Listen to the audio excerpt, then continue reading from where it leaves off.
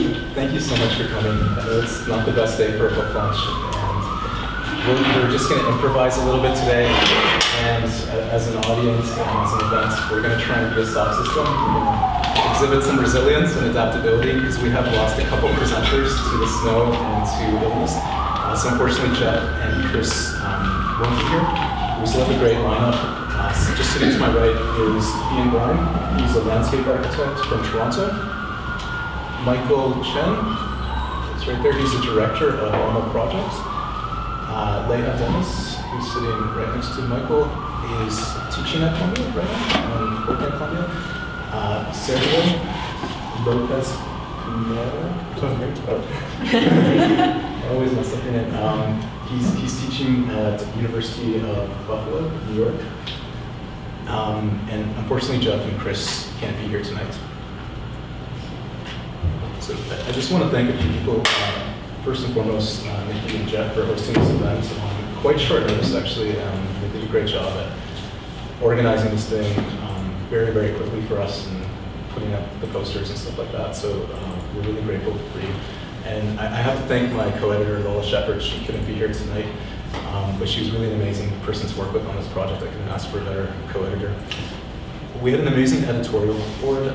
Benjamin Bratton, Julia Cerniak, Jeffrey Inaba, Jeff, Philippe Rom, and Charles Renfro.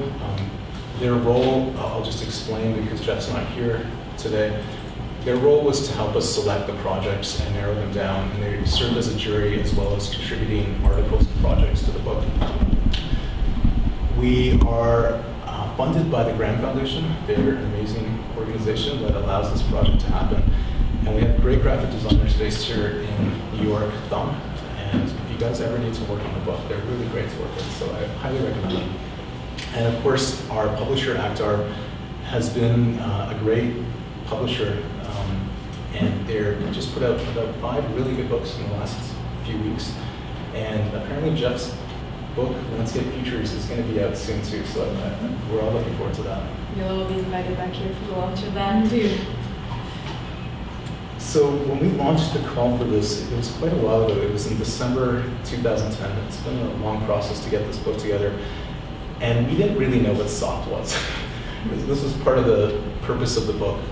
We heard this word soft coming up a lot, and a lot of different designers using it, but using it in very different contexts. And we really liked the idea of what soft could be, but there was no clear definition of what that was. And we saw this term getting used and potentially abused as well.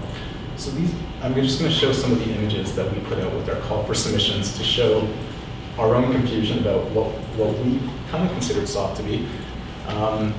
Here, a condition which looks at soft in a very literal way as a material, as well as thinking about atmosphere and densities of gases. Here, soft urbanism, or the idea of a camp as a city. This is a mobile hospital in Northern Territories that are shared between several small settlements. So the idea of a hospital as a network. This is an inflatable dam that's used just in certain seasons of the year for water mitigation and energy. And here, a series of pontoons and defense mechanisms, not so different than what was used by BP during the oil spill. This is an image of snow fences, which is a very adaptable system used in northern climates to mitigate snow on highways. Also, sort of part-time obsession of mine. And here, I remember we argued a little bit about this image, whether we should release it with the call. The airport tarmac, obviously a lot of concrete, very hard in literal terms, but something that is completely reconfigurable and is coated with paint, not so different than an elementary school gym floor that has certain coating in it that allows for certain adaptability. So with these images, we launched this statement. And I just want to point out a couple of passages from our call for submission. In an era of declared crises, economic, ecological, climactic, amongst others, the notion of soft has gained increasing traction as a counterpoint to permanent, static, and hard systems. While designers such as Cedric Price, Yona Friedman, Archigram, and Buckminster Fuller embraced the early soft project, envisioning alternate models of urbanization, mobility, and infrastructural networks, this project has remained largely dormant for the past decades, only to reemerge with increased urgency today. Acknowledging fluid and indeterminate situations with complex feedback loops that allow for reaction and adaptation, the possibility of soft has re-entered the domain of design, necessitating a repositioned role of the designer. So I just want to show you some of the projects of what was considered soft in the 60s and 70s. This is David Green from Archigram, Saloon. And this is a moment when Archigram abandons the megastructural frame and just focuses on these soft pods, very small scale interventions. Hadass Steiner, who also teaches at Buffalo, references this project and others from that time period, saying that inflatables were a democratic alternative to conventional construction. They allowed continuous change from constant adjustment to climactic conditions to transportability. Pneumatics had a dual capacity, formal perfection under ideal conditions, representing process through adaptation to environment. She calls this a shift from permanence to instability, from hardware to software. And in very literal ways, by the scale and the material choices here, something that can be reconfigured by a person. Here's Cedric Price's Pottery Think Belt, which is also considered a soft project at a very different scale, looking at the reuse of an abandoned rail line and repurposing it as a networked educational system. And here's Buckminster Fuller's Triton City, which he refers to as based on a synergetic model, in which for Fuller, the way he describes synergy is often how we talk about feedback today. So there's a question of what do these projects have in common? They all look very different. And what are the ways that soft is being used today? As we pick up this project, how do we clarify its definition so we can use it more appropriately? So we put that call out, and we got 280 entries. And from that, with our editorial advisory board, we narrowed it down to 29 projects and 6 articles, as well as a series of contributions from our advisory board. And it was only after sifting through the projects, we realized certain commonalities. These weren't commonalities that we could say existed in scale or material choices, but characteristics. And that's what you'll notice in the book, is that although there's these chapters that I'll go through in a second, but you can see them here just laid out, various chapter titles, each of these projects is very different when you look at them, and you'll almost say, why are these in the same chapter? But they share very similar characteristics about how they deal with feedback or resilience and so forth. The structure of the way the book is laid out is that in each chapter there's typically an article from an outside contributor that's submitted originally, as well as an article from one of our editorial advisory board members, so Jeffrey Nava, Jeff, Philippe Rom, Benjamin Bradman, all contributed great articles to the book. So I just want to go through very briefly. I'm not going to explain these projects in detail. The other presenters today will show some of their work in the book in more detail, but just to give you a slight sense of some of the work in the book. The first chapter, called Sensing and Feedback, talks about how sensing and monitoring systems allow for a continual renegotiation with the external environment. So this project here, Wayne Light by Claire Liebel and Virginia Fernandez, looks at the construction of a lighting artifact in a helium balloon that tracks various levels of ice thickness as well as climatic conditions in the Canadian Arctic, so that this almost becomes a didactic project of understanding the external environment and communicating this back to the community. In the summertime, these balloons reconfigure themselves on land and act as sort of cultural hubs in the city. This is a project/article by RTVR, who are based in Toronto and Michigan, that positions a project that they've been working on called the Stratos project in relationship to a discourse on the politics of the air and how you bring the idea of the politics of the air to the foreground. They've developed several prototypes, built prototypes, investigating how a responsive skin system could respond to various stimuli, from heat to humidity to people walking by and so forth, as well as pollution levels, so that people become aware of the politics of the air around them. This is really a sensing apparatus. I should also mention that they have an amazing exhibition in Montreal up right now. Not on this project, but if you guys are in Montreal in the next 2 months, it's really worth checking out a project of theirs, the Post-Carbon Highway. The second chapter, called Interfacing and Enveloping, speaks more to projects that interface with their surrounding environment through mitigation or opportunism. And these projects really range in scale from surfaces to buildings to landscapes. One of the projects, Grounding Landscape Mitigation Housing by Jared Winchester, looks at how houses could be constructed on the slope of a hillside in California, and how the construction technique, which are soil nails that fasten the house back into the landscape, not only reinforce the landscape around it, but they get stronger as the landscape distorts. The house actually starts transforming in time, and as the house transforms, it starts becoming part of the mechanism that holds the surface back. Philippe Brom's article, Vaporized Tectonics, pulls out a few of his projects to think about and question the notion of the architectural envelope and embrace softer definitions of how territories are formed through distinctions in the atmosphere. And I'm sure some of you guys are familiar with Philippe's work, so I'm not going to go into them in too much detail there. The next chapter is an interesting one. There were certain projects that we found were very subversive, and because they were small-scale interventions, they could subvert systems that they seemingly become part of, only to take them over from the inside. So we call this chapter Subverting and Hijacking. This project here, Contesting Limits by Suzanne Harris-Brents, looks at the conflict between Israel and Palestine and proposes 3 interventions in an area of territorial ambiguity of how resistance can be played into a landscape approach, using areas where flowers are grown to apiaries and so forth, how new territories get defined and political ownership actually gets contested from within. And the only reason this project would work is because it seems so innocent, and it's really not. Dan Handel contributed an amazing article, Landscapes of Co-option, where he's looking at soft power, particularly in corporate America, and he uses the case study of the Weyerhaeuser headquarters designed by SOM, which was a radical materialization where every aspect of the project, from the microscopic to the atmospheric, was controlled and mediated with soft, precise, and a totalizing environment. Yet the project isn't considered one of these totalizing projects, and that's what really makes it subversive.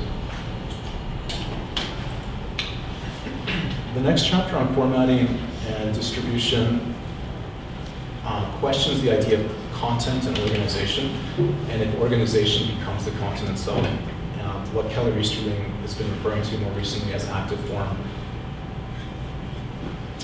This submission here by Stuart Pics and Allison Neumeier, which envisions a whole organization called the Chicago Institute of Land Generation, is told through a comic narrative that produces a sort of new way of creating land through a mechanized industry, but the actual technology to create land and create these, I think they call them patties, creates field conditions in the water, and the organization and the technology embedded in how to create the content becomes the content itself.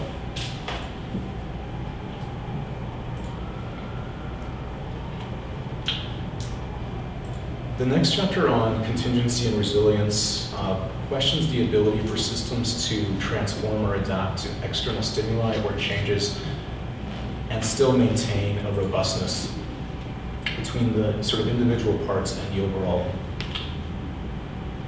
This project here, Bladders by Jonathan Walker, looks at the water stress issues in London and proposes a new water cistern that is pretty gruesome, actually, on one hand, but it's a really interesting model where these anaerobic digesters and water collection are hosted together and connected into an industrial area of London and can adapt to changes in the climate. This proposal here, Aquadermis by Mariella J Lips, picks a particular latitude in the world that shares consistent temperature and humidity to think about how the human body and skin deals with temperature control, proposing a system that acts as a cooling mitigation device in water-based areas that cools the shore around them and also serves as temporary islands. And finally, the last chapter on diffusing and generating questions the idea of how small interventions that are diffused over a large territory can impact major areas and generate new ideas of what we call territory. This is a submission here called Kinetic Backbone by Lee Salem. That's a proposal for a hydrokinetic infrastructure in the lower Mississippi through public-private partnerships, and it relies on a series of small-scale interventions. And small is all relative when you're talking about hydroelectric energy. This is one of the interventions here, which looks quite big, but when you zoom out at what's considered the territory and the scale, this is just one of a larger system of interventions that all work together. And finally, this project here, Dredge Blog by Alexander Yoon, looks at dredging in the Houston Ship Channel. This is a process that's continually occurring in Houston and conceives of how the dredged material, which is highly toxic material and often just pumped onto land as a slurry, could be held and mitigated in a way that allows for its cleansing and remediation, as well as a platform to create new topography and housing in Houston, which is, if any of you guys have been to Houston, the flattest city you'll ever see in the world. So the idea of living higher up in the air is one of the strongest economic arguments in the city. So although there's just these 6 chapters, there are several other themes that we could talk about in relationship to soft. But what we noticed in the book is that not everything is good to be soft. This isn't a book to say hard systems are bad. There's actually a lot of things that work really well as hard systems. There are other ways, though, to think about how hard systems can interface with soft systems.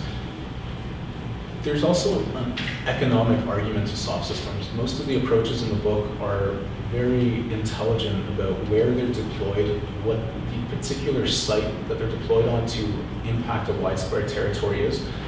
And a lot of the projects have phasing agendas tied to them, so there's not huge capital costs. So if you think about the megastructure moment in the 60s, the amazing amounts of upfront costs that bankrupted several governments around the world, a lot of these projects are quite sensitive in thinking about how small-scale interventions that can actually be quite cheap, but intelligently placed within larger systems and grow in time, can have a larger scale impact and work within an economically volatile situation that we have.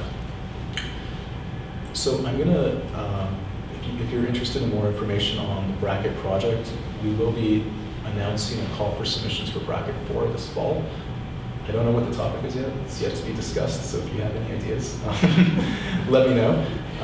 But you're more than welcome to go to our website to find out more information about it and add yourself to the email list so you'll get notified about the next call for submissions.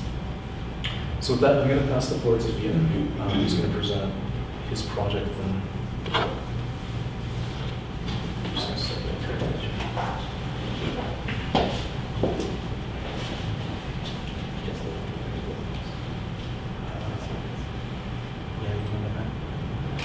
Okay. Just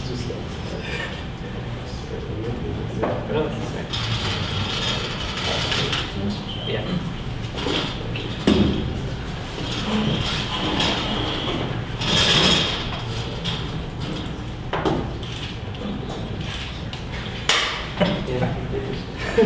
I'm going to keep my presentation short. So, as Neeraj said, it was 2 years ago that I was working intensively on this project, and I submitted it for the publication. And I guess it's a project, but there's some writing as well to position the piece. But today I'll just describe the project for you, the way I was thinking about it, and you'll see how it fits into the category of hijacking where it was placed in the publication. So this is the kind of inspiration that started the work for me. It's a photo of a hydroelectric reservoir in Colombia. The photo, you can see the time stamped in 2008.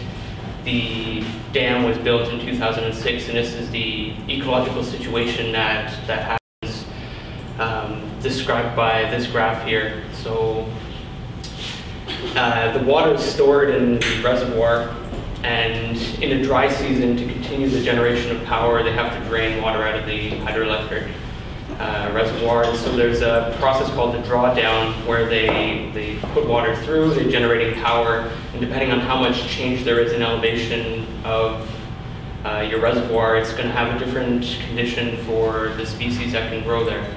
If the change in elevation is too great, then you're in a kind of an inhibitory zone. So that's what we're seeing on this previous slide here.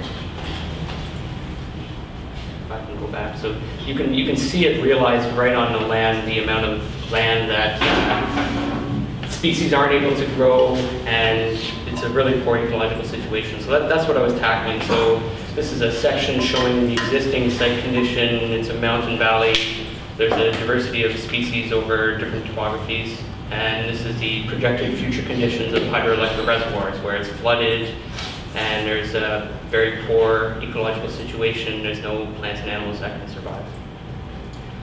So the issue becomes much larger when we look globally at the development of hydroelectric dams.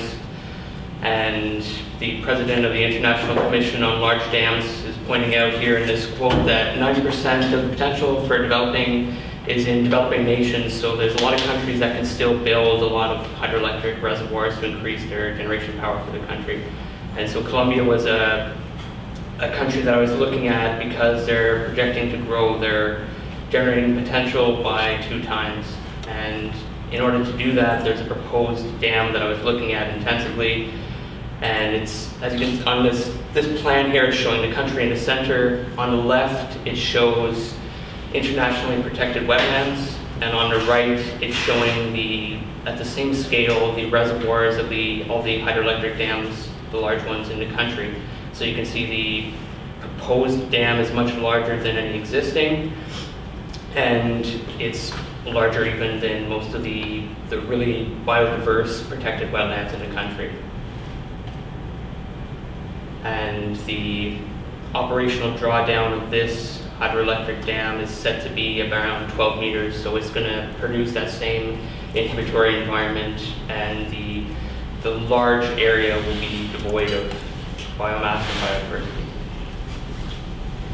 So the target I gave myself for the project was to say what can be done in that edge condition to produce topographic variation that would allow for a diversity of species and diversity of hydrologic conditions. So topographic manipulation is what I needed. And like most student projects, or most projects that you would do in a firm, it began with Google Earth, looking at the site imagery, producing base drawings, and looking at 3D topographic information of the site. And during the project, I was recognizing that all that information comes to me by satellite imagery. That's already been collected. So I kind of considered stage 1 of the project completed previously by NASA and other organizations who are collecting this information. So this site map that you see here has been given to me through the web. And what I was looking for on it were sites at the edge of the reservoir which were large enough and flat enough that I could have an impact and I could produce the kind of wetland condition that I was looking for. I should note the plan on the bottom here was useful just to explain that the area is really devoid of cities and of road networks. So there's no way that people could get in and they could interact with the site by digging these topographic holes. So if you wanted to build roads, that would be ecological damage and you'd have to replace that afterwards. So it's a site that's, there's very limited access to it. So this is the proposed stage 2 of the project, where I'm using the same means that this site analysis was done to, again, complete transformation of the site and achieve that topographic manipulation. So this was done not just as a proposal, but I was looking at specifically how different depths of detonations of, I was looking at 200-pound explosives, which are very cheap. They're about $150. And depending on the depth of detonation, it produces a different cratering profile. And so you can kind of see here the curve has different levels of inundation, which produce the different ecological zones targeted for the different species that would be able to grow in the area.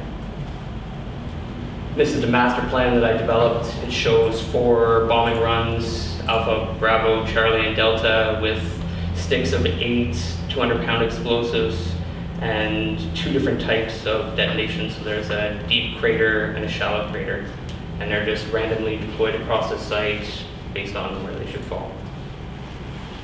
This is kind of a section showing the produced condition at the high water time. So on the plan here, this dark blue is the drawdown, so it's the -12 meters. The light blue is the high water line.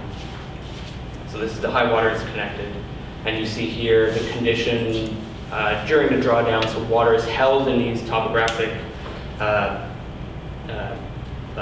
excavations, and the plants are able to survive. Some species like this where they can rear their young in these kind of pods too. And the third stage in the project would again go back to the same technology that was able to produce the first 2. Take a look at the transformation of the site, do analysis on it, then able to improve the project over time so that the next bombing run that happens can be differently located, or the density of craters can be produced differently. And so the analysis is done in the same way that the design and the actual carrying out of the project are completed. And I think one of the main reasons why this project would sit in the hijacking category is at the end of the project, I was looking at those, earlier I was talking about the internationally protected wetlands. At the end of the project, I went back and I looked at the criteria to qualify for international protection. And so in going through the PDFs from this Ramsar organization, there's a category called human-made wetlands. So there's stuff like aquaculture, there's ponds, there's water storage areas, excavations, seasonally flooded agricultural land. And so I was making the argument that the topographic manipulation and the production of these wetlands could be conducted remotely, instantly, and then an application could be made for their international protection. So it could be carried out in any country, and regardless of the funding structure of that country, the wetlands could be protected by this organization.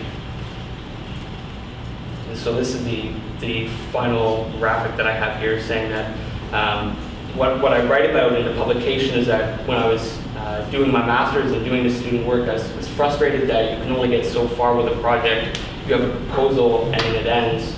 And it's largely the same thing in the workplace, that you'd have a proposal, you put it out, and then it's tendered and someone else would complete the project. And I was looking for ways that technology could both be able to do the analysis and also be able to do the actual work of the project at the end. So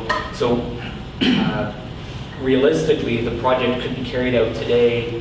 There's an American Southern Command forward operating location just southeast of the site. This is the dam here, the reservoir. And so the 200-pound explosives could be carried in any sort of aerial vehicle, deployed onto the site, and the application could be made. It can all be controlled from the same computer that I'm using to do my initial site design, site analysis, and site research. So the publication will explain that more, but this gives you an introduction to the project. Thank you.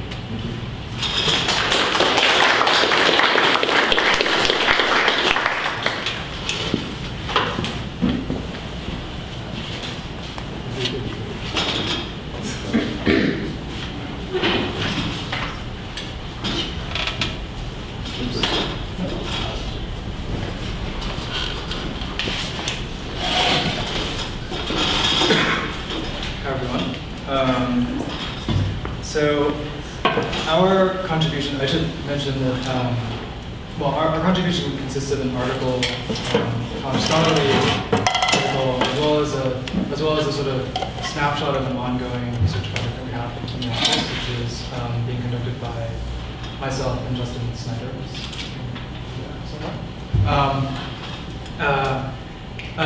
That we sort of generally termed signal space. And that sort of originated with an interest, kind of general interest or kind of itch that we wanted to scratch about the relationship between the form of the city and its antennas or its kind of broadcast infrastructure as a way to kind of think about series of soft relationships. So that, of course, kind of one of the starting points of that is, of course, a visualization that we're all sort of deeply familiar with about another set of constraints that exist relative to light and air within New York City. And then the other starting point, of course, is the primary, which is still the primary broadcast antenna for the New York metropolitan region, which is the Empire State Building. This is an archival photo from Broadcast Engineering magazine from 1967. That just sort of inventories the number of broadcasting entities and the location of the equipment on top of the spire of the Empire State Building, which, although it was built as a mooring for airships, housed a broadcasting antenna from the very beginning. So the first kind of permanent antenna, the first television, the first kind of commercial television broadcast emanated from the Empire State Building in the 30s, and that sort of set into motion a really kind of interesting relationship, which we found later to be quite scalable, which is that even to this day, the surest measure of signal quality from an antenna is what's called the unobstructed line of sight, which is the reason why the Empire State, part of the reason why the Empire State Building enjoys primacy on the skyline of Manhattan, although the zoning of the district around the Empire State Building is certainly accommodated for taller buildings, and it's one of the kind of political reasons why the shape of the skyline is the shape that it is, which is that, and so it is a kind of truism that the kind of the form of New York City at its most iconographic is literally the form of an antenna. And so the broadcast, of course, is no longer the primary means whereby we receive signals from the air. And so the kind of singular point of broadcast that sort of blankets the region has, in the ensuing decades, of course, been given over to a whole multitude of different broadcasting points, notably mobile, and that's sort of where the project kind of situates itself. So we moved from an environment where there's a kind of singular point of relation between antennas to which is a kind of one-way form of communication to sort of two-way communication at multiple points located throughout the city. And so that sort of set into motion a series of questions that we had about the nature of that space, if you will, which we called signal space. And we kind of called it out as being a space of negotiation that was somehow in between hard infrastructure on the one hand, which is the city, and another kind of hard infrastructure, which is an antenna or a series of antennas, and really sort of kind of tactical relationships that exist within that space where the fit between a kind of thoroughly distributed system of mobile phone antennas is getting tighter and tighter and tighter on the actual form of the city, and with a kind of general speculation that somehow that relationship would eventually become, as the kind of signal is, a two-way relationship where that space would really become the space of negotiation. And that was also kind of coupled with a whole series of like these sort of strange cultural offshoots, like the kind of paranoia that accompanies the presence of mobile base stations. And it's sort of exacerbated by the fact that although the airways are themselves public, the infrastructure is private, and therefore it's secret. And so we couldn't find any representations of that mobile infrastructure existing in New York City. So the project, in its kind of purest form, is an effort to try to visualize what that infrastructure looks like.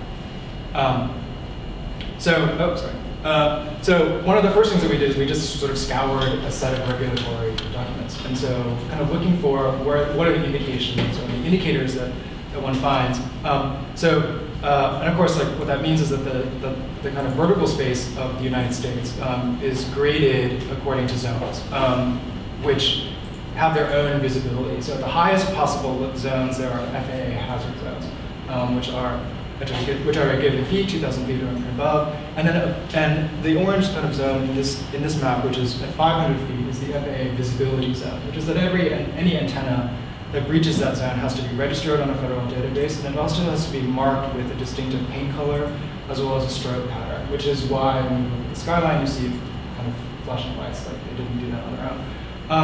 But kind of closer to the ground, the kind of indices of the infrastructure are much more disparate. So there were these sort of outlier kind of strange occurrences. Like there was an anecdote in the New York Times about the residents of a co-op building on the Upper East Side who held a protest rally on their own roof terrace because their board had surreptitiously entered into an agreement with T-Mobile to install a base station on their roof.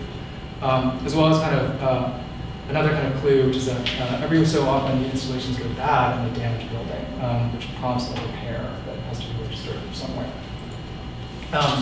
So these are some of the earlier maps that we were kind of looking at, because of course the FCC, Federal Communications Commission, maintains records of things like private radio networks. And so these are actually 6 of the largest that range from NYU, the NYPD, Root Management, which is a little more large network here in Manhattan. So the locations, and this is a kind of early testing of a visualization protocol that we were developing that was sort of taking raw data from these databases, geocoding addresses, and then correlating it against planning data so that we could locate the heights of antennas within the city with a kind of general speculation about what the zone would be.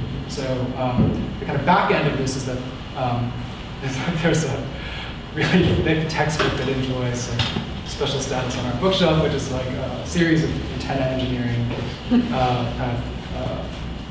books. But basically, this is what we're talking about. So, kind of private radio network sounds really interesting, but really, what we're talking about is a set of relatively kind of obscure looking, you've seen these guys all over the place, antennas that are simply erected on buildings, and they have a kind of optimal range, which is about 200 feet from the ground. I think all of us are familiar with images like, the cover of Casey's Farnellis' book is a cell phone base station disguised as a palm tree, which one finds in Los Angeles. But in New York City, we don't really do that. This infrastructure is simply absorbed into the visual noise of rooftops. And so as such, it's sort of hiding in plain sight.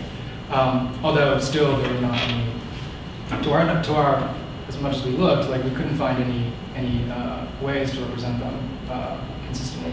So I guess, this is a little bit of an aside, which I'm sure this audience knows how this works, but just in case you don't, the way that a cellular network works is basically that the antennas are located within a roughly hexagonal distribution. Your phone is communicating at all times with 3 antennas, and that's how the police can find you from a cell phone record. But it's also how the network knows which way you're going, because of course a cell phone is just a radio. So it's a 2-way radio that communicates with an antenna, and which is itself then hardwired to the telephone system. The network has to know which way you're going because as you move from what's called one sector to another sector, the handover, it's called the handover, has to occur. So your call has to be handed over from one antenna to another antenna, which is why when you move down the block, you don't drop your call, although sometimes you do. I was saying before that the kind of the unobstructed line of sight is still the best measure of signal quality, but there are a whole host of kind of algorithmic processes that are housed within these base stations, which are of course just an antenna with a computer, And to this day, there are actually not any analytical processes to locate cell phone antennas. So for instance, in 2008, I believe it was, like the New York Department of Information Technology and Telecommunications was actually enlisted by the cell phone industry to help because there were so many dead spots in Manhattan. So they conducted a survey where people could sort of indicate like where they found a dead spot so that the locations of the antennas could be adjusted. So in other words, there aren't sort of kind of top-down approaches for how to situate the infrastructure. It's mostly trial and error. And although there are a whole host of extremely sophisticated mechanisms, algorithms, and a whole category of mathematics, spatial algorithms, that are designed to recompile the signal, because of course when part of the signal gets bounced off of another building, it arrives out of phase with another signal that arrives more directly. So there's an entire category of antenna engineering that is concerned with sort of decoupling interference from the spatial environment that produces it. So in other words, the whole principle of spatial algorithms is about sort of understanding interference, the level of the signal that arrives, by factoring in the form of the city, which is the kind of obstruction environment, the physical obstruction environment of the city. And it's part of the reason why the kind of fit, if you will, of the infrastructure to New York City is getting so tight. The other kind of factor, of course, is that the base station can only handle a given volume of calls. So the more users there are, the denser the kind of distribution of base stations there have to be. So there are these kind of two factors that are primarily in play for establishing the location of this infrastructure, which is why you don't find it to be evenly distributed within the city. So this is actually the first, this is an illustration that's in a visualization that's in the issue itself. These are all the base stations that, to our mind, or to the best of our ability, that we could locate within on the island of Manhattan. And the sources of this data are really twofold. One category are FCC databases, but those only cover antennas that are of a certain height. So the other, which is a kind of weird administrative, again, weird kind of weird administrative outlier, is that by whatever wisdom, the New York City Department of Buildings in 2005 created a special category of building permit that is specific to repairs and installations on mobile phone base stations.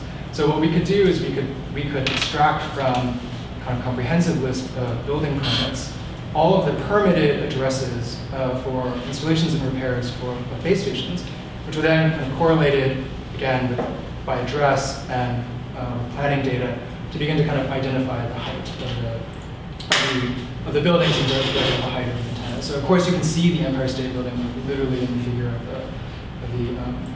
of the image. I would note that I should note that unobstructed, like in a field in Wyoming, the signal from a single base station will travel about 25 miles. But on the island of Manhattan, there are 4,400 antennas. So that's kind of the first part of the project. The second part of the project is really kind of a sort of confirmation exercise. So we did this on our own, and then we've done it a couple of times with sort of student groups, where we conducted a kind of like antenna spotting excursions. We kind of photograph the visible antennas and compare them to our database to look for correlations and holes. This is a kind of early version of that. This is a more sophisticated version, which is an adaptation to a radio frequency tracking app for an Android phone. So it's a little bit of a kind of hacker exercise. So this is a visualization of a series of GPS coordinates that were collected by a single cell phone, and that were then in turn transmitted to AT&T. So it's a series of kind of pathways through the city which have no particular logic, as a meander. And then the log from the phone is just kind of visualized according to GPS coordinates. And you can see the red dots indicate, so the kind of white sweeping geometry indicates the path by GPS coordinate. And the red dots are the locations of the base stations that the front is communicating with at any given time. And so this is sort of like, if the aerial view is a kind of God's eye view of the infrastructure, sort of where are all of the antennas? This is sort of a different kind of question, which is really which is kind of along the lines of what does the network know about you? So it knows where you are. It knows where you are, where you've been. It knows whether you receive any calls. It knows who you talk to. It knows what data you received. It knows what was the source of that data, and it knows that for everybody, which is kind of interesting. So then the third component, for which again this is very early sort of version, was really sort of trying to figure out like what does that really mean. So these are kind of two parts of that. One is sort of like what does that signal then look like? So we're testing a series of kind of visualization protocols to look at kind of in a way it's sort of like alternative urban texture that is beginning to emerge as a result of the communication between sort of these sectors. And then the third are just kind of sort of trying to visualize in the most sort of dry kind of planning department-based logics an idea about exposure, which sort of nests into this sort of paranoia that people have about softness. So what we did is we just sort of looked at all of the base station locations and use that as a basis to begin to kind of create sectors. Excuse me. And then we simply looked at the aggregate sort of building volume, like the floor area of all the buildings within the range, just sort of as a rough index of what we would regard as being population. So of course, like it's loose, but in New York City, it is sufficiently precise to say that where there are lots of big buildings, lots of floor area, there are lots of people, and where there are fewer of those buildings with less floor area, there are fewer people. And so we could do that and sort of use that as a kind of index of populations. And it came as no surprise that these are the regions that are super intense in terms of the amount of the density of cell phone antennas as well as the density of people. And so this map kind of represents a deviation from the mean. And that interestingly, because I went to Columbia, you can never get a cell phone signal up there. Actually, one of the deadest spots on the island of Manhattan is like right around 116th and Broadway. This is and then on the far side is a similar map, but just by community district. So that started to kind of suggest to us a whole host of potential planning implications. And then this is the last image, which is a more recent image that was actually exhibited in the American Pavilion at the Venice Biennale in fall, which was really kind of taking that same visualization protocol, but looking at all of New York City. So this is all, I don't actually remember the number, it's something like 8,000 antennas that are contained or that are permitted to exist within city limits according to their height and also according to the age of the building that they're on, which was a kind of interesting additional layer because you start to see this sort of white kind of low-rise texture of the city and this sort of blue, newer high-rise texture of the city, kind of in relation to one another. And it was, for us, a kind of curious representation of another representation, which is maybe a kind of poetic dimension of this particular infrastructure. We're called, for me anyway, the fable that Jean Baudrillard famously kind of cites of Borges in Simulations about an empire who made a map so detailed that it began to exceed the size of the empire itself. And so in many ways, the cell phone infrastructure, the cell phone network, is maybe one of the most perfect representations of the city that has ever been constructed, in the sense that its memory houses information about the form of the city at a highly detailed level, the kind of tactics that are involved in fit, and also contains a record of basically everyone in that city and what they're doing at any given time, which is a really interesting kind kind of conditions to begin to contemplate. Hence, that's sort of like long, kind of drawn out view that the map needs to be drawn.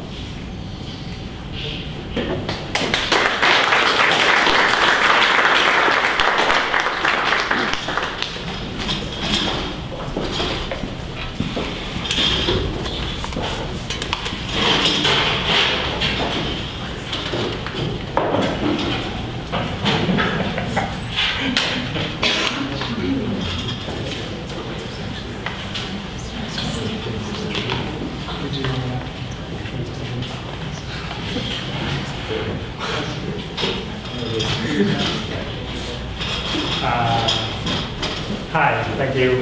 Thank you, Neeraj, and thank you also to Lola and those here for the opportunity to contribute to the launch of Bracket 2.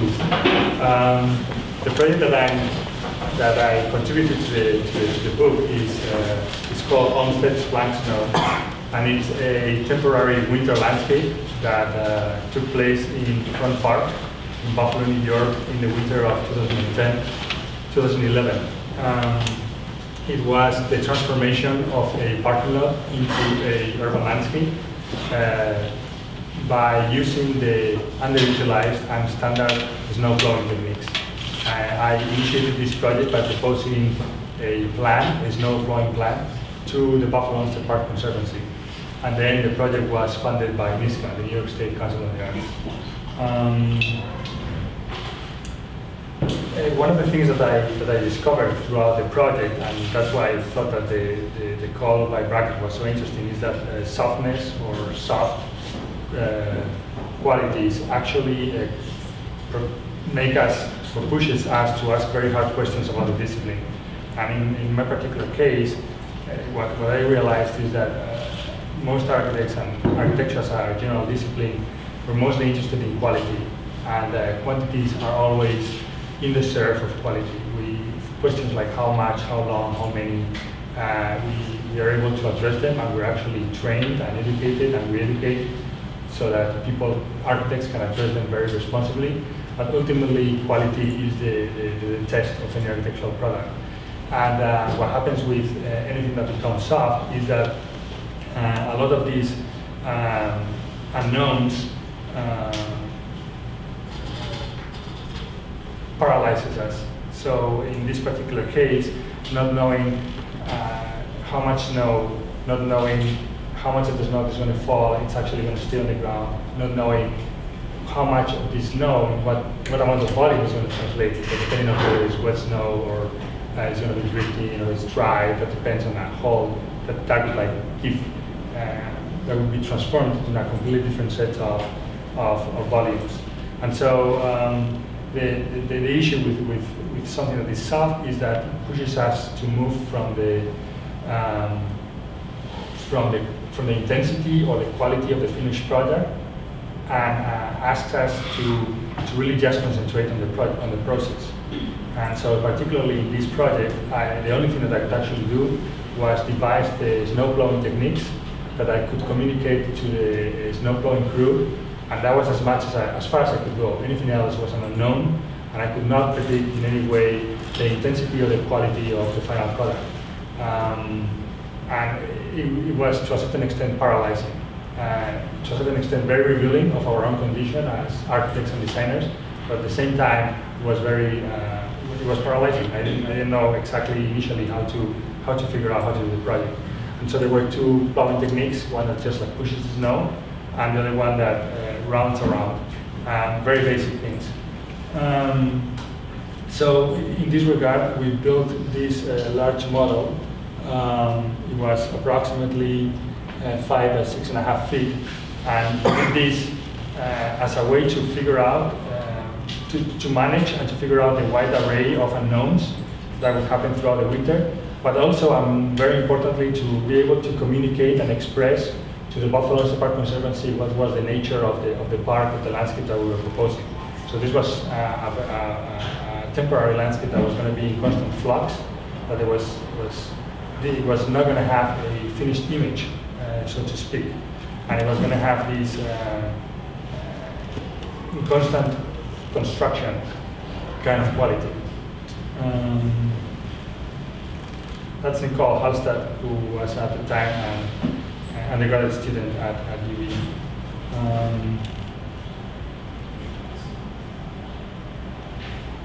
I documented the project quite thoroughly throughout the whole winter. As I mentioned before, I don't know if you can hear it, but as I mentioned before, the project was funded entirely by NISCA. NISCA gives grants of approximately $10,000, so the whole project was done with that, including the fees for the snow plowing that were charged by the Buffalo Park Conservancy.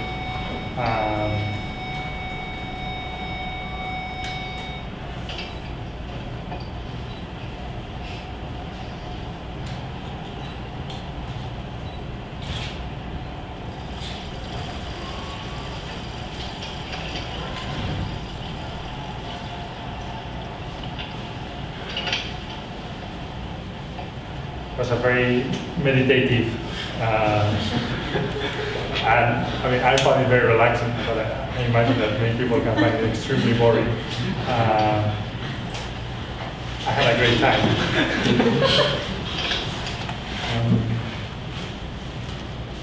As I mentioned before, this project took place in the parking lot of Front Park, and so it was a temporary transformation of a parking lot into an urban winter public space.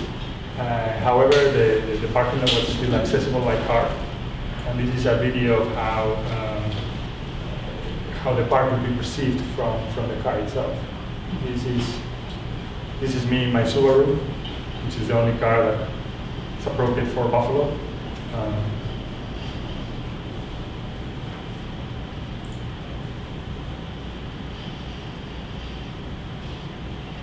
I don't really remember right now which date this video was taken, but the qualities of the park changed from day to day constantly. It was, as I said, in constant flux. There was no finished product, let's say. And I have a few chronological images of how the park emerged and behaved throughout the winter. I'm just going to go and run through them. This is just before the serious snow started. Actually, I should probably say that in the end, this was a year that, from a snow point of view, it was below average. I don't know if you guys are aware, but due to the global warming conditions, a lot of the snow that we should be receiving up there is coming down here. So the streams that are coming from the North Pole are actually pushing the snow down to this area.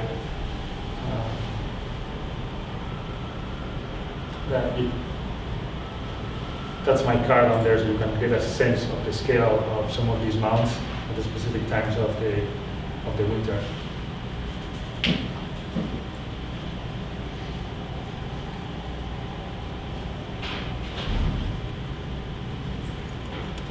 It was very interesting to realize that the park was, at least to me, equally interesting at many different times of the year.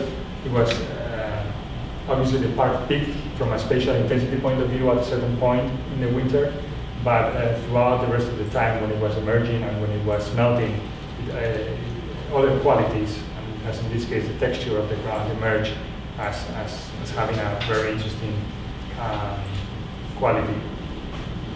And these are two panoramic views of what I thought were like maybe the two most poignant moments from a spatial point of view. It's difficult to document the project as it is something that was in constant flux, but you know, we get attached to specific instances, and these were the two that I particularly got attached to. Thank you.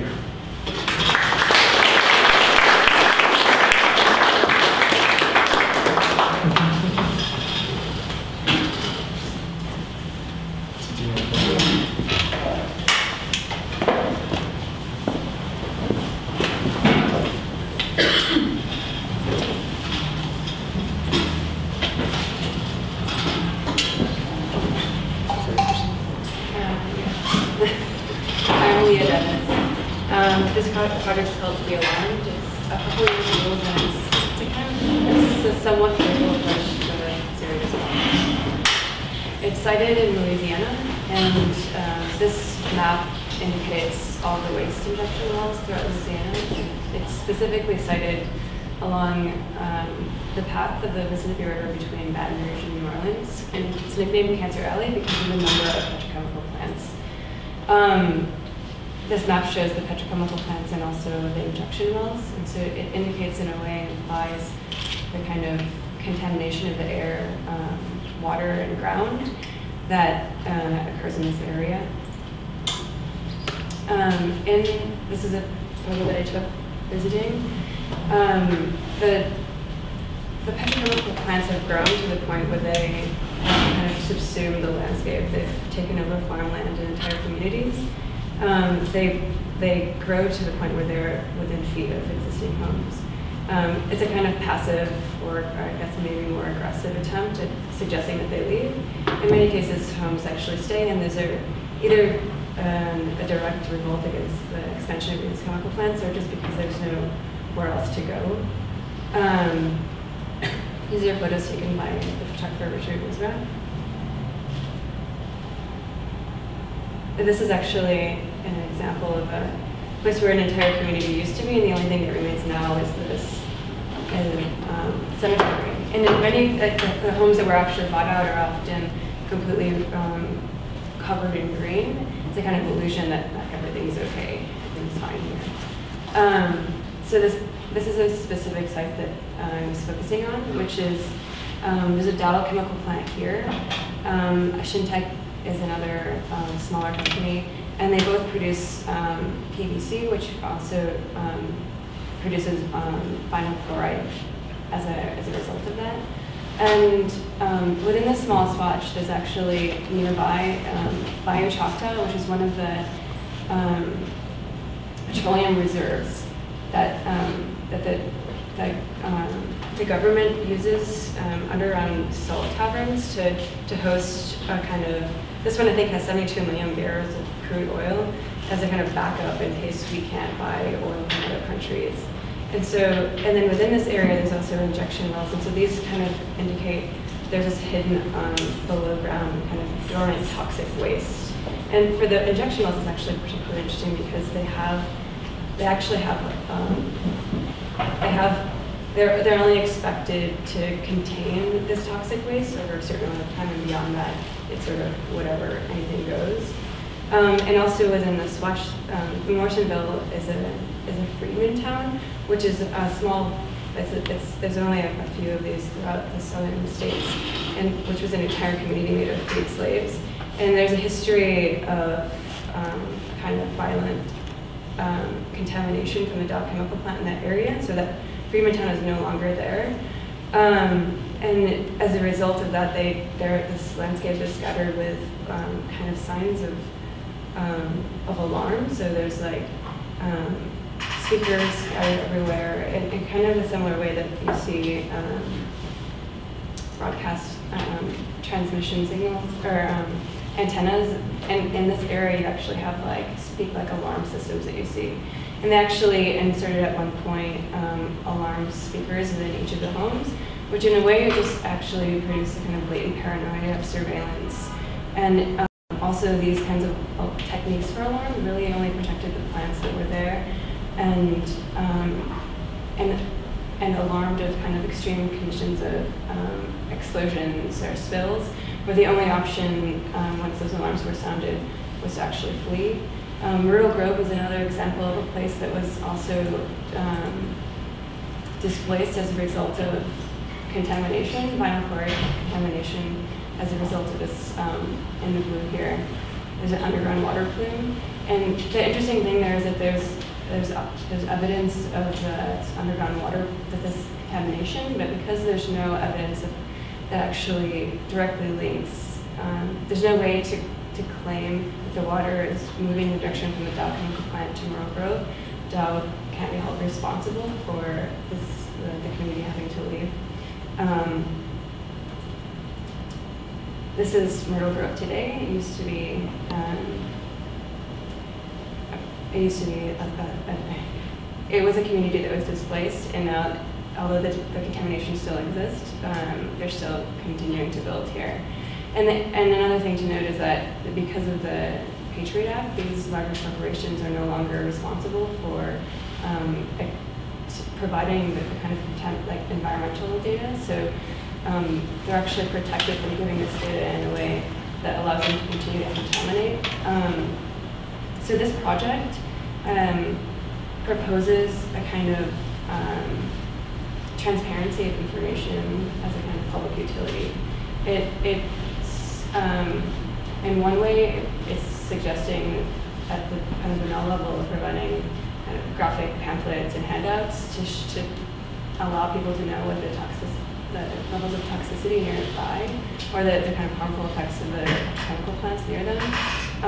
It also It actually produces devices that reveal throughout the landscape of levels of toxicity in the air, the food, and water, and also just revealing monitoring and alerting.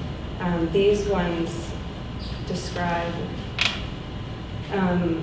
that within the proximity of these homes, that there are these salt domes and these injection wells, and that although they can't see this kind of toxicity, it is nearby, and it's a very serious issue because the contamination has in many cases leached into their drinking water.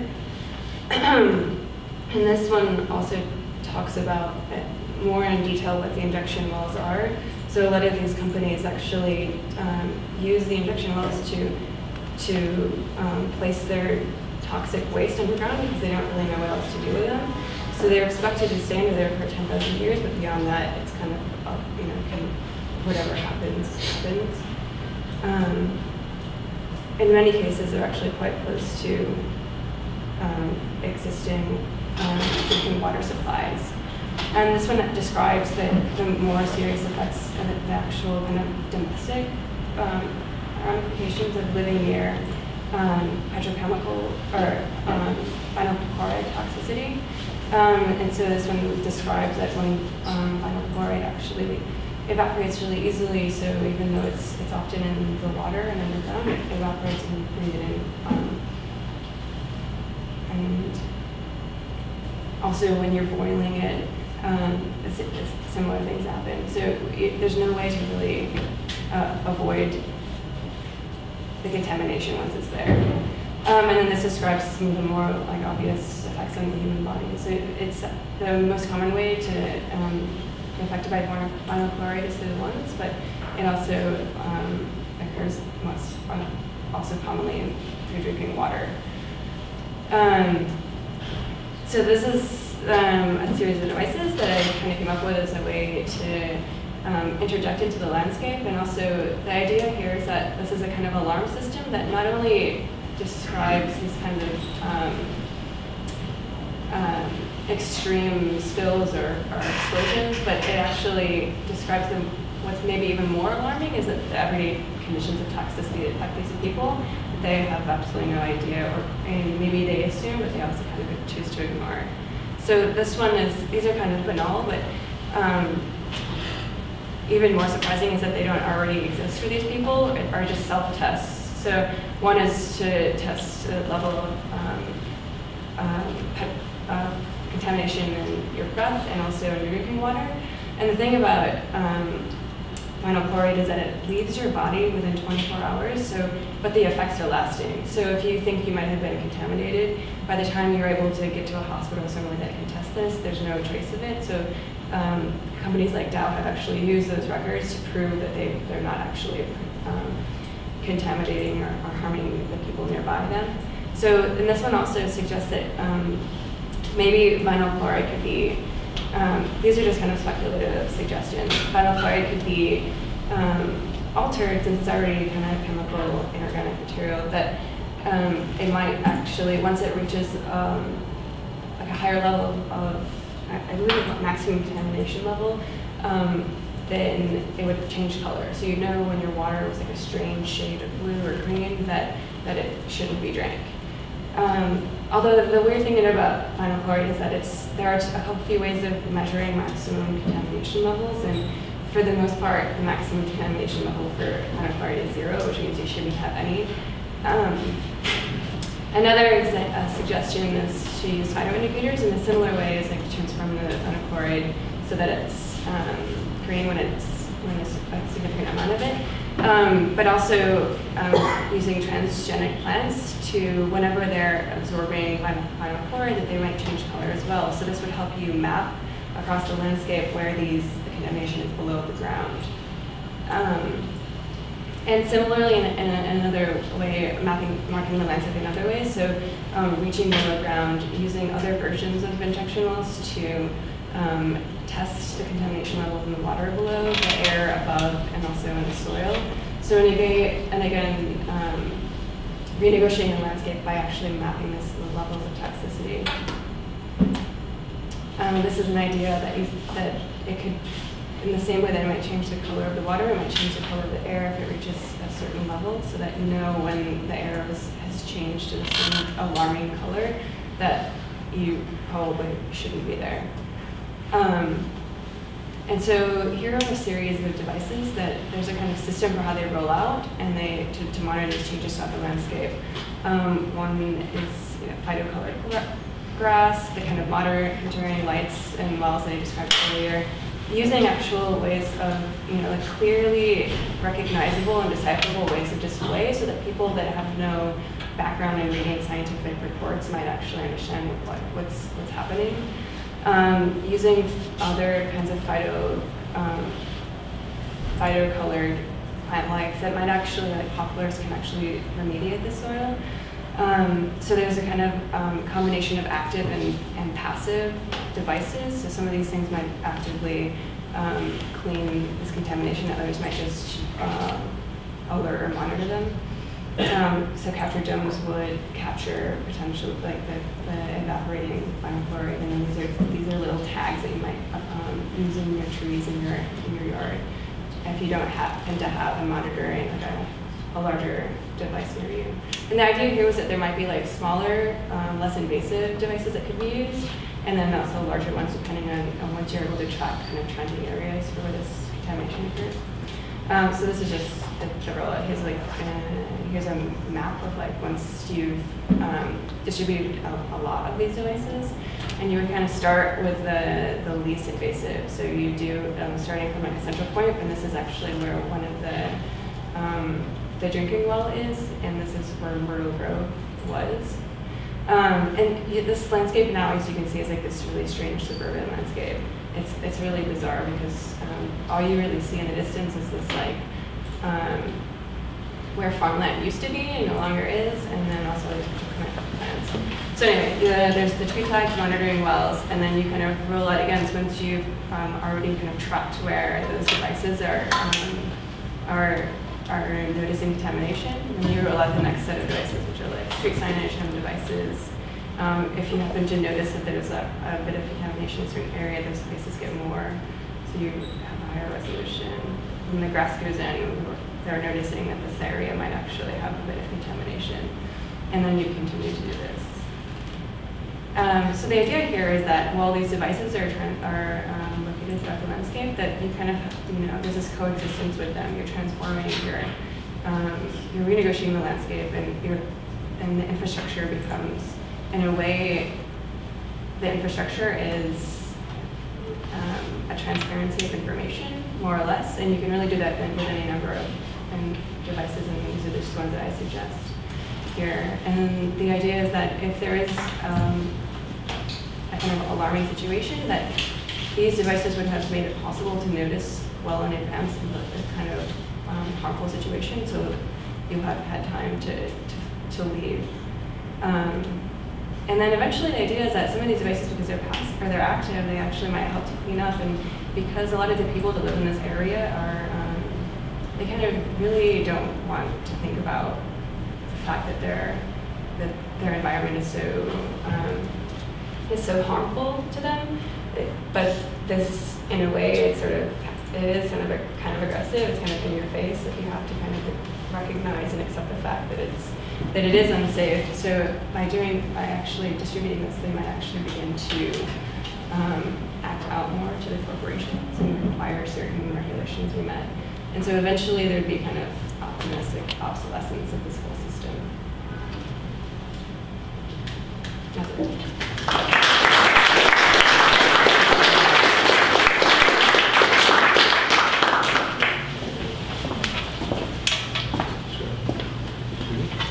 No. Well, thank you so much for to all our presenters for coming out and sharing their work with us, and for everyone else here that came out and braved the storm. We really appreciate it. There's wine and there's books for sale for $30. Please help yourself. And thank you once again to Nikki and to Geoff. No, I mean, thank you all for coming. I'm so impressed that you guys made it out in the snow. Drink as much wine as you can to help me get home. And the book, I should say, is sold out on Amazon and more expensive. So you would pay more money to not get it. So you should buy it now, tonight, so that Neeraj doesn't have to take any home with him. They really have it. Thank you, everyone, for coming.